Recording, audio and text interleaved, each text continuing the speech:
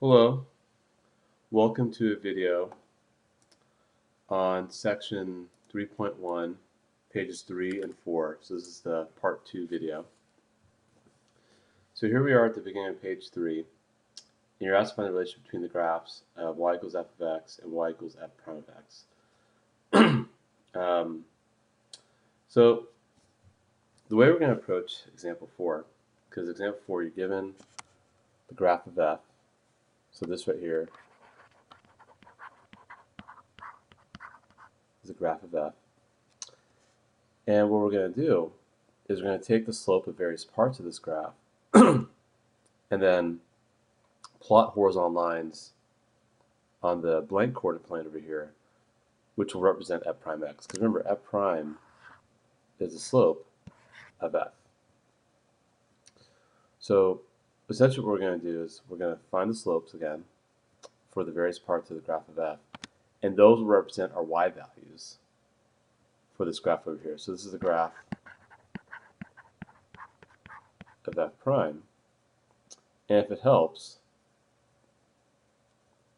actually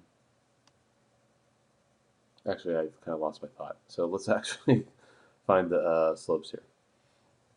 So let's look at this first part. Notice how we go down 4 and right 2. So it's pretty clear this has a slope of 2. Then here, notice how I go up 2 over 2. That will slope of 1. The third segment is, I think, really easy. That's the slope of 0.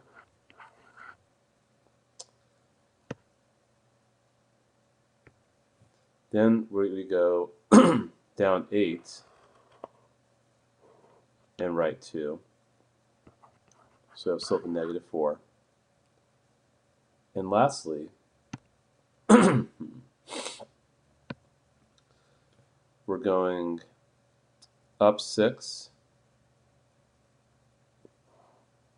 and over 2. That's going to have a slope of 3.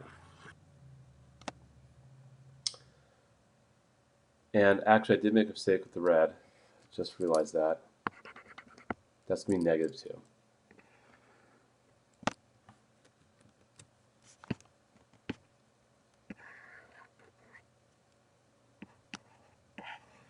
Sorry about that.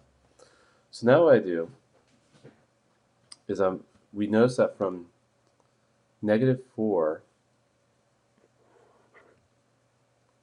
to negative infinity. So actually, what we could do is, this is the thought I had actually about 2 minutes ago. Here's f prime, and here's going to be the domain. So from negative infinity to negative 4, we see the slope of that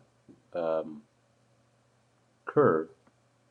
Well, actually, the y values are really different, so that makes no sense if I just did it right there. We're just looking at f prime. So from negative infinity to negative 4 for x, we see that the slope is negative 2. And then from negative 4 to negative 2, we see the slope is 1. From negative 2 to 2, we see the slope is 0. From 2 to 4, we see the slope is negative 4. And from 4 onwards, we see the slope is 3. Notice how I'm not including the endpoints for each domain. That's what we're going to talk about more in our next class meeting when we wrap up 3.1, or basically when we look at page 5. Because when you do have these corners, or when you kind of look at what the slope will be to the left of the corner, to the right of the corner, if they're not the same, we really don't know what's happening there. So we're going to explore that a little more. I don't want to get into too many details about that, but for now, we'll just put parentheses. We're not going to include the corners. Essentially, that they're not going to be differentiable at those points, but that's something we'll talk more about when we wrap up 3.1. For now, we're just trying to find slopes and plot the slopes. So from negative 3 to negative 4, we have negative 2. So what I'm going to do is I'm going to draw a horizontal segment in that manner. Clearly, that shows that f prime is negative 2. Because remember, our output now is negative is f prime. And so we want the output to be negative 2 for that domain because the slope of the original graph was negative 2 for that domain. Then we want a slope of 1 from negative 4 to negative 2.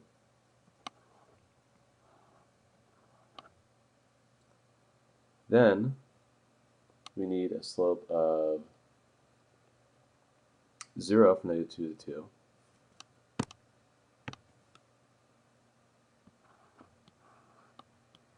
Notice I'm color coding all this. Then from 2 to 4, we need a slope of negative 4.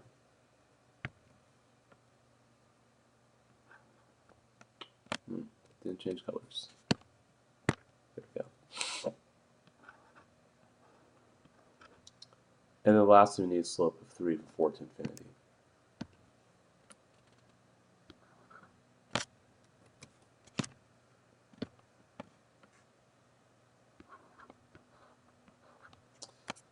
So notice how, the y values for the black line is 3.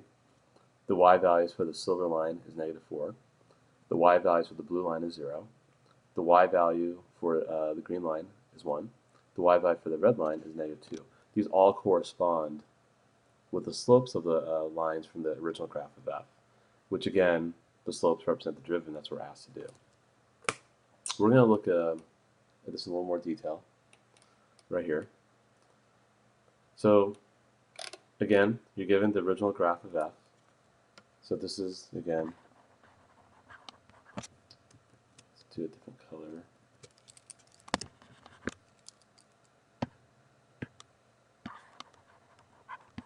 Graph of f is right here.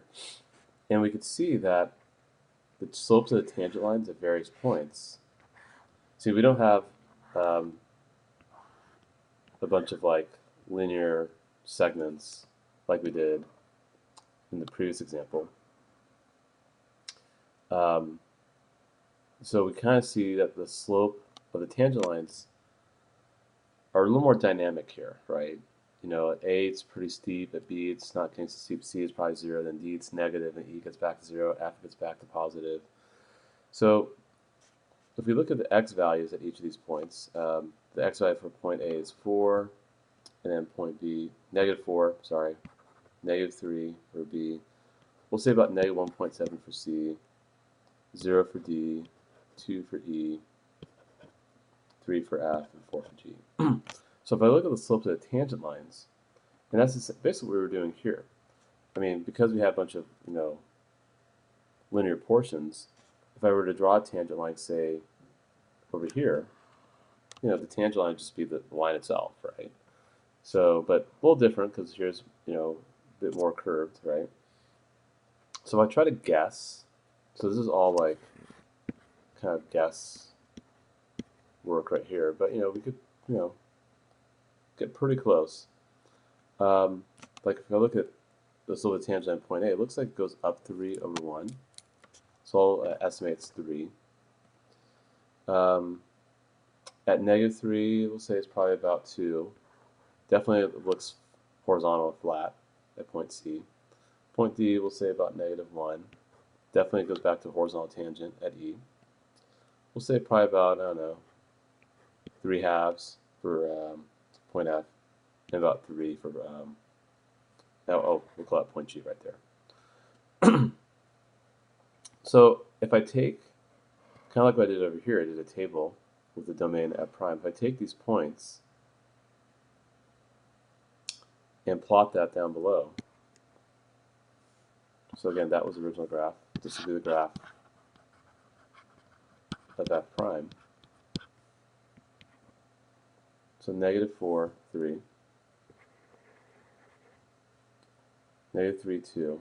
So basically we're graphing the derivative, or f prime, right now. Negative 1.7, 0, 0, negative 1, 2, 0, 3, 3/2, 4, 3. So this is kind of a good estimate of how the graph of f prime may look. Kind of looks like a parabola.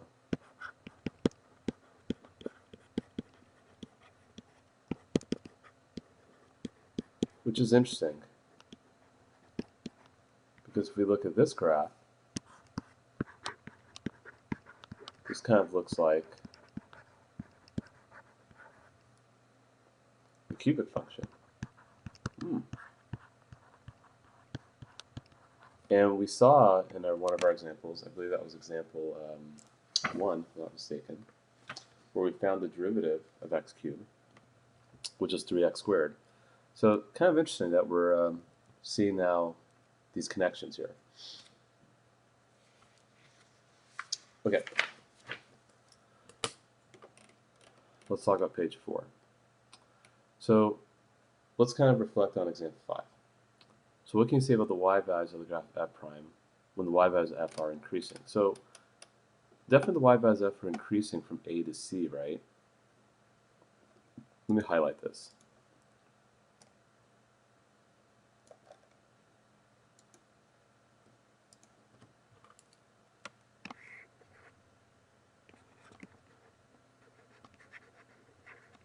Y values are increasing from a to c. Well, guess what? The derivatives. Oh, that got shifted. Ooh, how did that happen? That's weird. Well, I'm not sure how that happened. That was really kind of messed up. But anyway, we do see the y values. Maybe we undo. Let's try this right now. That is really strange how that all happened.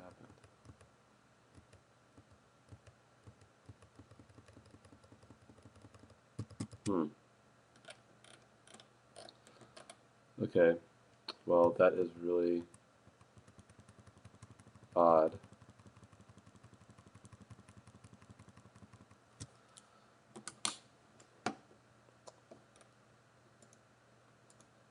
Well, we'll just take a look at the table. That's probably better. We see that the y values here, when x was increasing, when y was increasing on the graph of f, we do see that the slope of the tangent lines were increasing. So they'll be above the x-axis.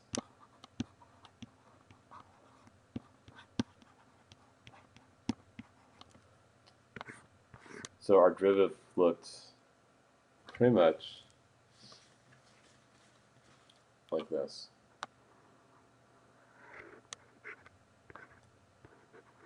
Where point C was right there, point B was right there, and point A is right there. So again, the y values of the graph f prime, when the y values of f are increasing, will be above the x-axis. What can you see with the y values of the graph f prime, the y values are decreasing? Well, clearly the y values are decreasing from point C to E.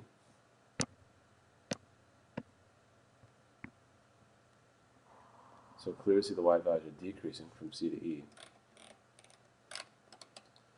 So in this case, we would expect the values of the derivative to be negative, so it would be below the x-axis.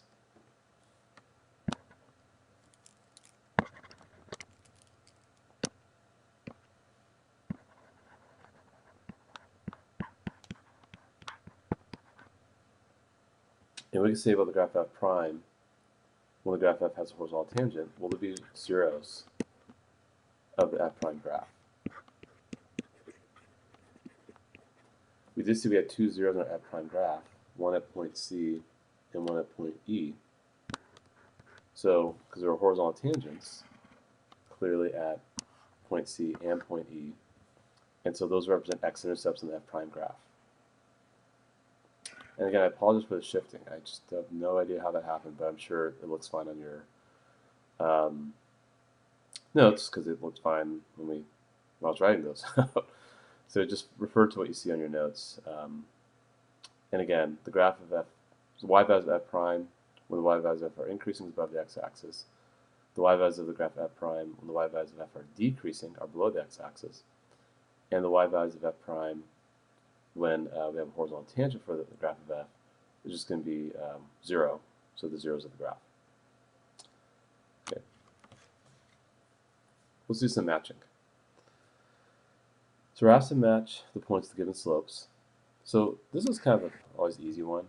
Where do we have a horizontal tangent? I think pretty clear point E. So I'm going to go E for that one. And which is going to be the steepest negative slope? Probably F. And what also has a negative slope? Probably C. What would have the steepest positive slope? Probably D seems a little steeper than B. So I'll go D for that one. And of course B is still positive. And it looks kind of close to 0 for A.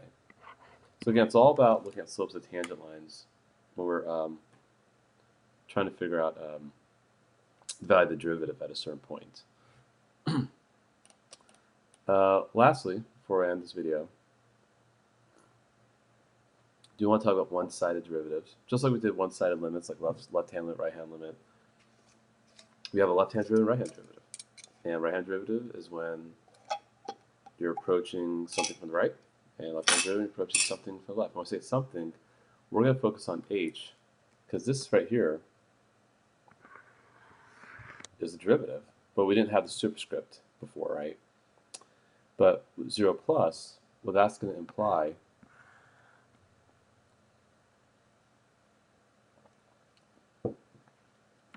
so if I have some sort of funky curve,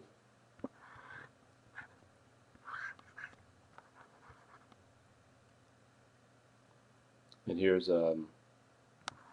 point A comma f of A, and so I have another point that's kind of close to it, point A comma plus H, A plus H, try that again, f of A plus H. Now remember, H could be positive or negative, right? We've talked about this. So, of course here, if H is approaching 0 from the right, H could be like roughly like 0.001, right? So we're a little bit to the right, and so that's considered like a right-hand derivative. It's basically a tangent line, or you can kind of think of it as a secant line, but when H is really small, where this point is to the right of our point they're interested in to find the derivative.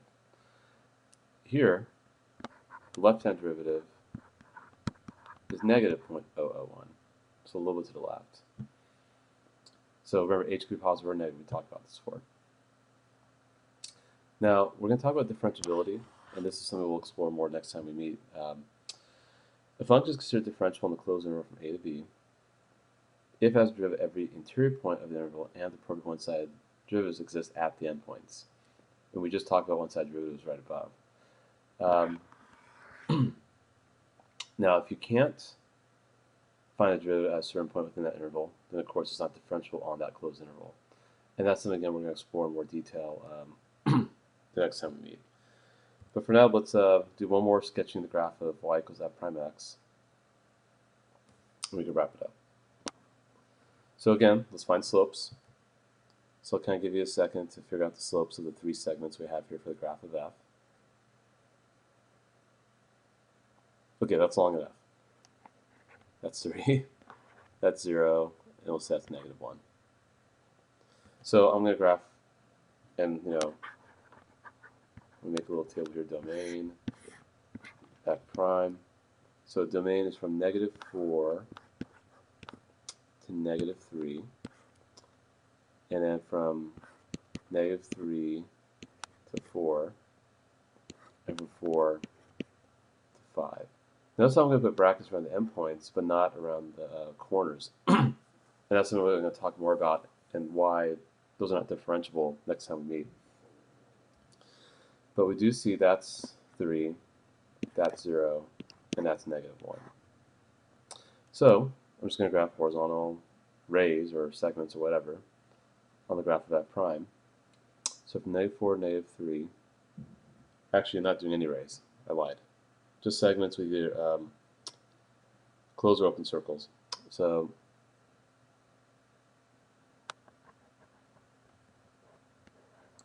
first one. From -3 to 4.